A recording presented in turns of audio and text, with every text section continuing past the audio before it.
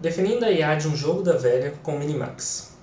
A gente já viu em um vídeo passado um problema de busca, que era para movimentar um personagem indo de um ponto A ao ponto B.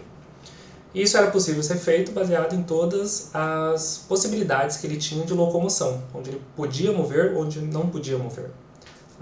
E isso foi resolvido com uma busca.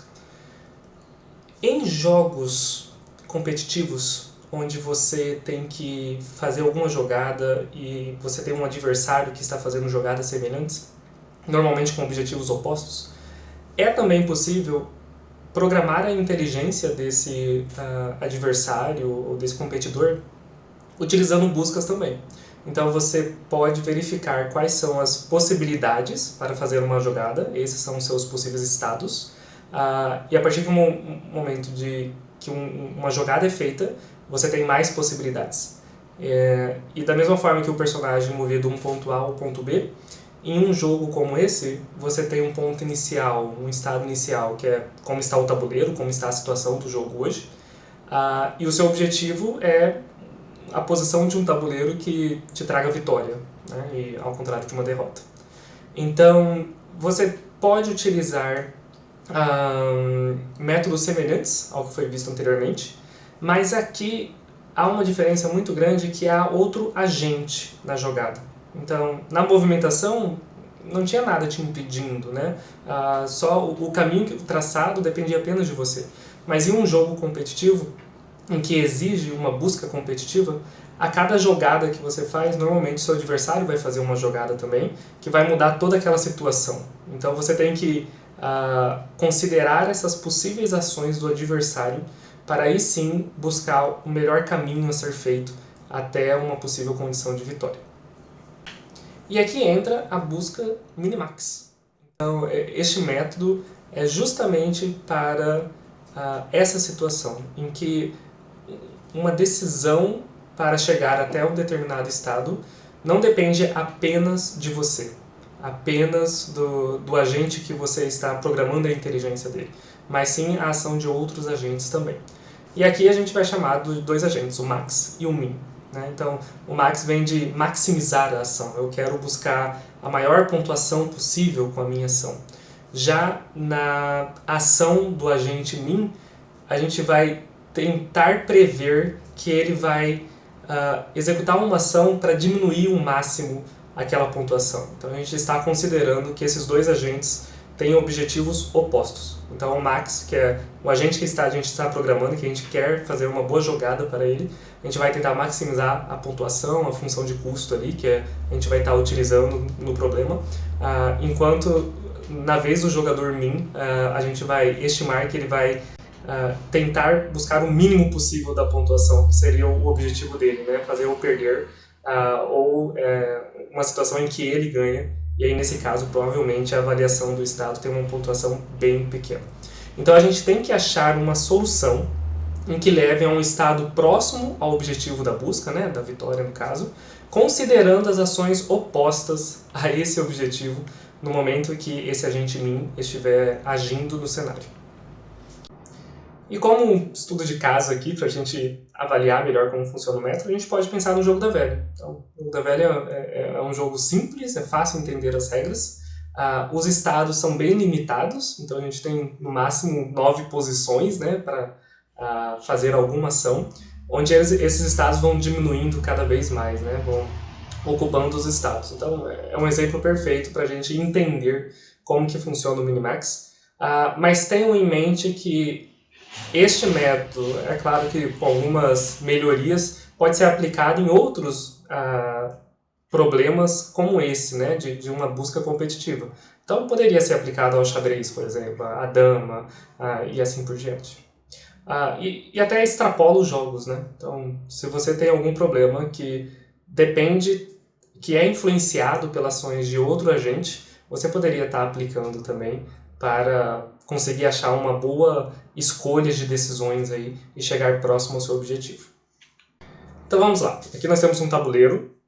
Não está na primeira jogada, vamos já avançar. Vamos imaginar que o tabuleiro está desta forma, onde o X já jogou 2 vezes e o círculo também já jogou 2 vezes. E agora é a jogada do X. Tá? Então a gente está querendo que ele vença. A gente está programando a inteligência dele. Então, qual a próxima jogada a ser realizada? Expandindo um pouco o espaço de busca, né? Imaginando já uma primeira jogada, eu poderia jogar nessa casa. Tá? E que seria uma jogada ruim. Porque neste momento, na próxima jogada do círculo, ele já venceria. Então, por mais que eu estabeleça um cenário ali em que eu possa vencer em duas situações diferentes, né, colocando ali na terceira casa ou na oitava casa, na próxima jogada o agente círculo já vai vencer. Então, se eu considerar apenas as minhas jogadas, eu posso levar a uma jogada ruim, que não seria nada bom, né? E estes são outros possíveis estados. Então, temos aí 5 casas livres, o que me dá 5 possíveis jogadas a serem feitas para ver qual que seria melhor. Então, eu poderia avaliá-las de alguma forma para tentar tomar essa decisão. Vamos inicialmente concentrar neste estado. Então, é a primeira jogada. E o que eu tenho que fazer aqui para verificar se isso vale a pena ir por esse caminho ou não? Eu tenho que expandi-lo. Então, quanto mais eu expandir os estados, mais jogadas à frente eu prever, mais fácil vai ser avaliar se essa é uma boa jogada ou não, se esse caminho deve ser bom ou não. Mas é claro que eu tenho que considerar o tempo levado para expandir todos esses estados. Então o jogo da velha até que é simples, a gente facilmente poderia expandir até a condição de vitória ou derrota do jogo. Mas imaginando um jogo como xadrez, que, nossa, cada jogada você tem diversas possibilidades e são sempre partidas demoradas com dezenas de jogadas, isso acaba crescendo exponencialmente e ficando impraticável. Tá? E aí a gente vai ter que acionar outras abordagens, que inclusive a gente vai ver daqui a pouco. Tá? Mas aqui a gente pode expandir mais uma vez, em que a gente vai ter este cenário, mais uma vez, só focando neste espaço de busca. Não que a gente vai ignorar todos os outros, mas para a gente focar aqui. Tá? Uma vez que o X tenha jogado, agora, de acordo com as regras do jogo da velha, seria a vez do círculo. Então, ele teria essas outras 4 possibilidades para jogar, onde uma delas já dá a vitória para o círculo e as outras teria que prosseguir com o jogo. Tudo bem, vamos deixar agora esse estado aqui, vamos expandir outro estado agora. Desta vez, focar neste último movimento aqui para a gente explicar melhor o funcionamento. Tá? Então, uma vez que o X jogou nessa posição, eu vou expandir ele para a vez do círculo e ele vai fazer essas outras jogadas. Tá? Então, neste momento não teve nenhuma condição de vitória nem de derrota. Eu, em teoria, se o tempo permitir, né, dependendo de como eu programo, eu posso expandir ainda mais os estados de acordo com a minha estratégia de busca. Tá? E nessa situação, aí sim, o segundo estado ali expandido já daria a condição de vitória para o X. Tá? Então, esses foram apenas pequenos exemplos de expansão de estados. Eu selecionei 2 aqui só para ir até a condição de vitória para o círculo e condição de vitória para o X. Mas, na prática, a gente não ficaria buscando isso, mas sim expandindo igualmente. Pelo menos esse é o meio tradicional de fazer. Tem outras abordagens um pouco mais inteligentes, por assim dizer, que vai escolhendo realmente qual estado expandir. Mas para ensinar aqui o Minimax de maneira básica, vamos considerar que normalmente os estados vão ser expandidos de maneira igualitária, tá? Nível a nível.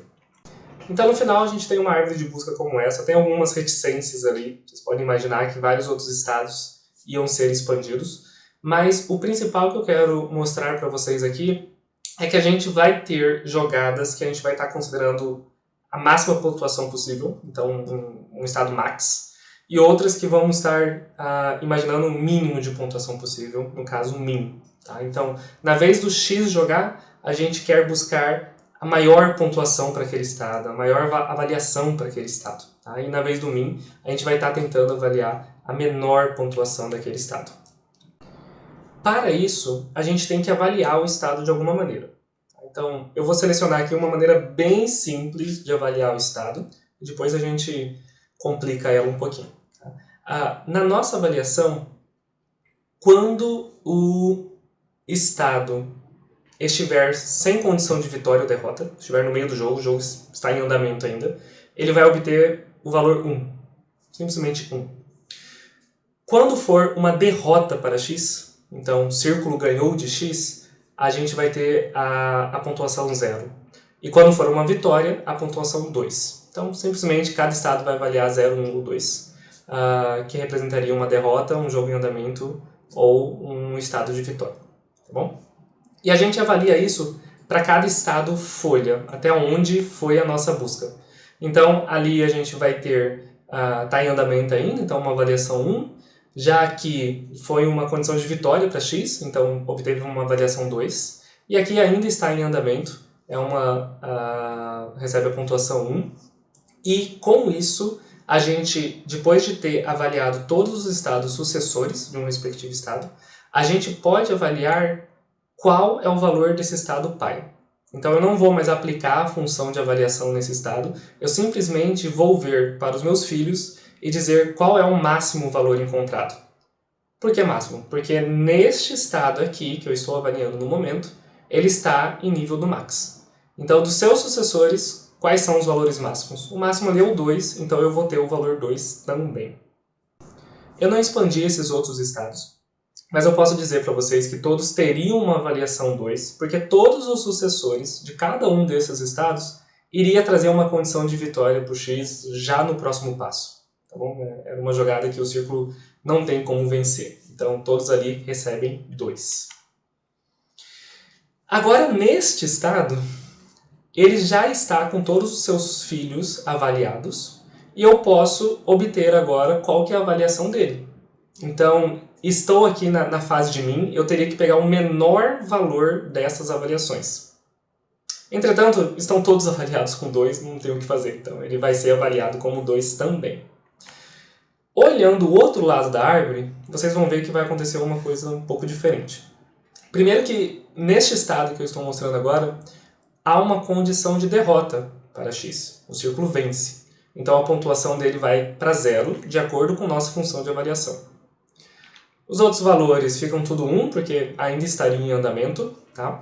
Mas o pai desses estados, já que todos os seus filhos já foram avaliados, ele teria uma avaliação 0. Porque ele está nessa faixa de min, está na etapa de minimização dos custos, e o menor valor dos seus filhos é 0, por isso ele recebe 0 também. Chegamos numa próxima etapa agora, do nível de busca.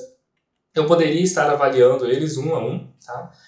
Mas de acordo com a jogada que foi feita, os seus sucessores todos levariam a vitória do círculo, a derrota do x. Então por isso que eles receberiam 0 também, de acordo com essa estratégia que a gente adotou. Tá bom?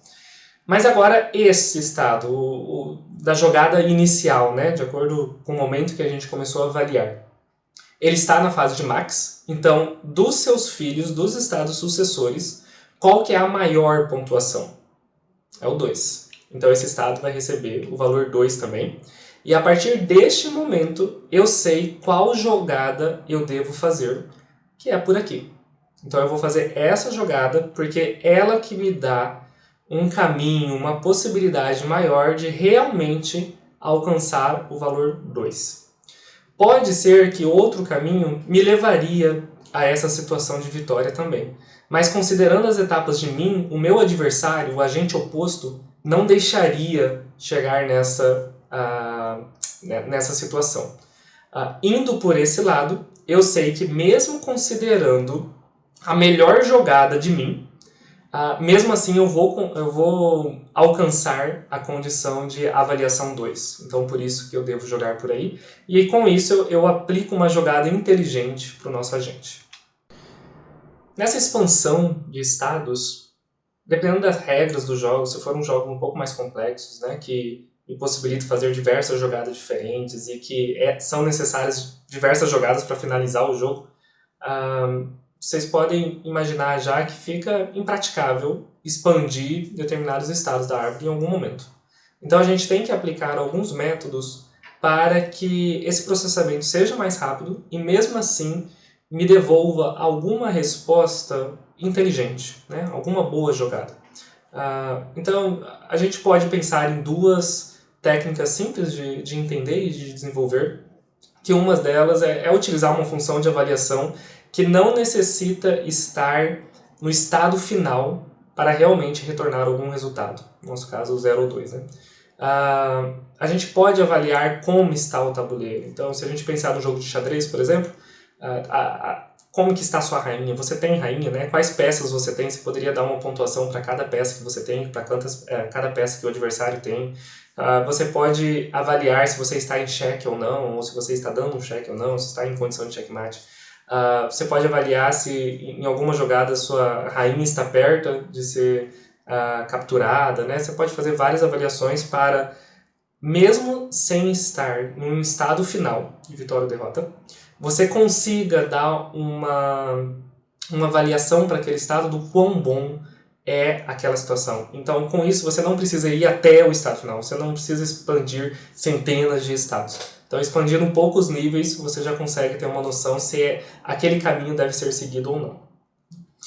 Outra técnica que pode ser aplicada é a poda alfa-beta. Então, sempre quando a gente estuda Minimax, a gente tem que estudar também a poda alfa-beta, porque é algo que você pode aplicar em qualquer árvore de busca Minimax e ele sempre vai devolver o mesmo resultado, cortando alguns estados sucessores. Então, ela permite que você não expanda alguns estados quando ela detecta que não vale a pena expandir aquele estado.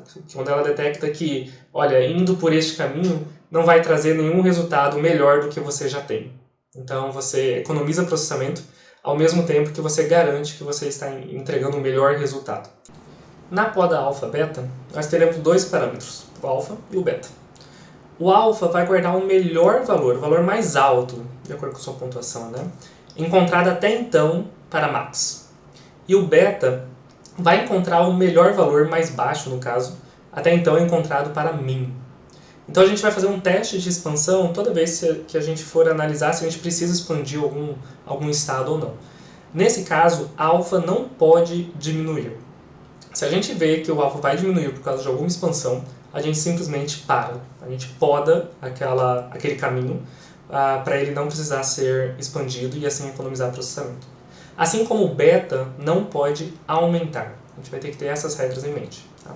Então, só para ilustrar melhor esse entendimento, eu trago aqui uma árvore de busca que a gente vai expandindo aos poucos. Então, se já tiver avaliação ali, como já tem agora 5 e 9, quer dizer que a gente já expandiu aqueles nós. Os outros que estão em branco a gente não expandiu ainda, a gente não avaliou ainda de certa forma. Tá bom? Esqueça por um momento que jogo nós estamos aplicando aqui. A gente só está preocupado com o estado que se encontra naquele momento e qual a avaliação dele. Podemos ser aplicado para diversos jogos diferentes. Tá bom? Então, neste momento, a gente tem o 5 e 9. Não tem muito o que decidir aqui se a gente vai expandir ou não, por isso que a gente já vai pular para esse momento. E nós estamos na etapa de max ali. Então, a gente vai selecionar o maior valor para ser expandido para o pai e atribuir a variação para ele, que no caso aqui é o 9. Ok. Uma vez que eu já expandi esse lado do estado, eu vou para a próxima parte agora, né? Para o outro ramo, que eu vou até o momento que eu decido parar e aí sim avaliar a situação. E por algum motivo ali, de acordo com as regras, com a minha função de avaliação, eu encontrei o valor 11. Eu quero que vocês analisem aqui que neste momento, para este estado, eu vou ter um valor maior ou igual a 11. Eu nem avaliei o outro estado, tá? O estado aqui da direita, mas eu já tenho certeza que o valor deste estado é maior ou igual a 11. Por quê? Porque eu estou na fase de max. Então, se este estado aqui estiver com um valor menor que 11, ele simplesmente vai ser ignorado. Porque é max, eu já tenho 11, então vai ficar 11. Agora, se eu tiver um valor maior que 11, 15, por exemplo, eu vou obter o 15, ok? Então, a regra ali de maior ou igual a 11 fica válida ainda. Ok, agora analisem o estado acima. Na perspectiva do estado acima, que é uma fase de min, eu tenho os meus filhos como 9 ou maior ou igual a 11. Se é uma fase de min, eu sei com certeza que eu vou considerar apenas o estado 9, de valor 9. Porque se o outro lado é maior ou igual a 11, não importa, eu quero o menor valor. Então se ficar um 15 ali, um 20, 50, não faz diferença. Eu sempre vou pegar um 9, que é o menor valor. Então percebam que este estado, para mim, não importa o valor dele. Não vai fazer diferença nenhuma para a atribuição do valor deste estado aqui. Então eu simplesmente posso cortar aquele valor, podar aquele caminho, eu não vou precisar expandir ele, caso fosse necessário, e eu posso economizar processamento. Então eu sei que este estado aqui tem um valor 9. Ok? Com isso eu posso seguir com o procedimento, eu posso ir lá para baixo, agora expandindo o outro lado da árvore, e eu chegaria a um valor 0,2, por exemplo. 0,2 é um valor max ali, então eu pegaria o valor 2, ok? Neste ponto eu posso fazer uma outra análise, para vocês perceberem que essa análise de se eu devo podar ou não, pode ser feita em qualquer nível, tá bom? Então neste ponto, eu sei que o valor deste estado vai ser menor ou igual a 2. Por que isso? Lembrem que eu estou em um estado de min aqui, tá bom? Eu já tenho um filho, que é um valor 2, então eu sei que vai ser um valor igual a ele, 2, ou menor do que ele. Então se esse meu filho da direita tiver um valor 5, 10, 20, eu simplesmente vou ignorar, porque eu vou pegar o menor valor, que é 2. E se tiver um valor menor que 2, ok, então vai ser menor que 2, eu vou começar a utilizá-lo. Tá? Mas observe que o pai dele está na fase de max, né? Sempre o oposto. E do outro lado já tem um valor 9. Então, simplesmente não importa estes valores, porque nada que estiver aqui vai mudar o resultado de que o pai, este nó, vai pegar o valor 9. Então, mais uma vez, de certa forma aqui até melhor, né? Eu vou expandir bem menos estados. Eu vou fazer o corte, fazer a poda, para economizar processamento, já que eu verifiquei que simplesmente não vai fazer diferença independente do valor dos estados que foram avaliados neste ponto. Vocês conseguem perceber que um minimax com a poda alfa-beta devolve o mesmo valor que um minimax sem a poda alfa-beta. A gente não quebrou nenhuma regra do minimax. A gente continuou pensando da mesma maneira. A única coisa que a gente fez foi não analisar estados em que simplesmente não faria diferença para o cálculo da função de avaliação do estado pai. Tá? Então, entre minimax e minimax com poda alfa-beta, é claro que a gente pode optar pelo poda alfa-beta, porque vai entregar o mesmo resultado com menos processamento. Aqui importa muito a ordem em que os estados foram avaliados, a ordem em que eles foram expandidos. Então, com essa mesma árvore, se eles fossem analisados em ordens diferentes, talvez eu expandiria mais ou menos estados. Então, essa ideia pode ser utilizada para ter alguma avaliação, desde que seja rápida, de qual estado expandir.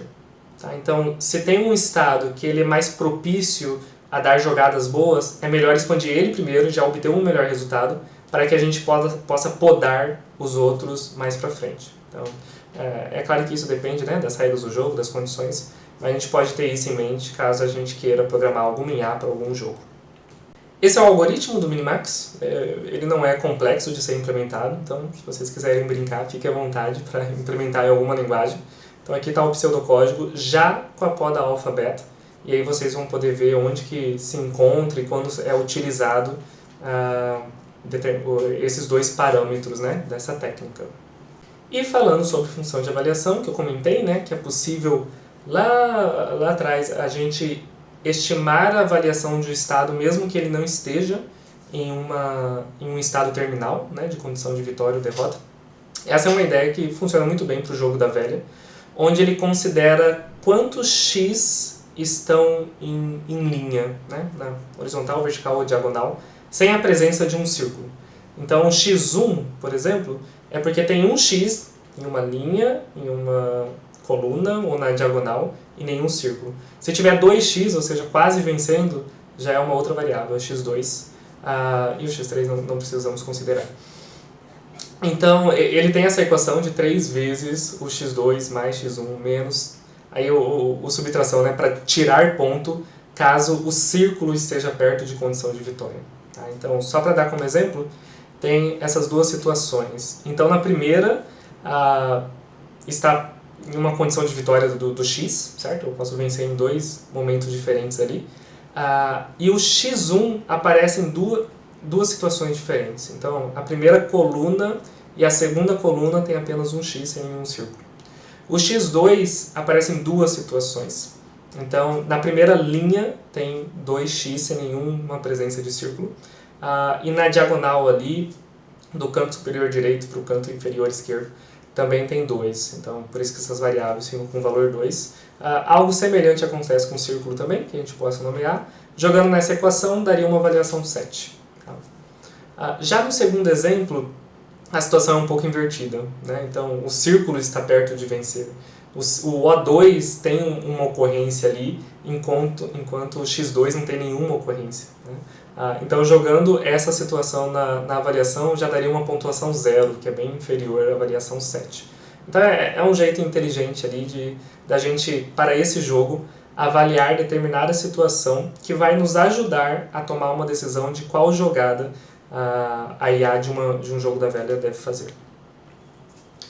Então, utilizando dessa avaliação mais um algoritmo do Minimax de podar alfabeto, a gente consegue implementar um jogo da velha que daria muito trabalho para vencer.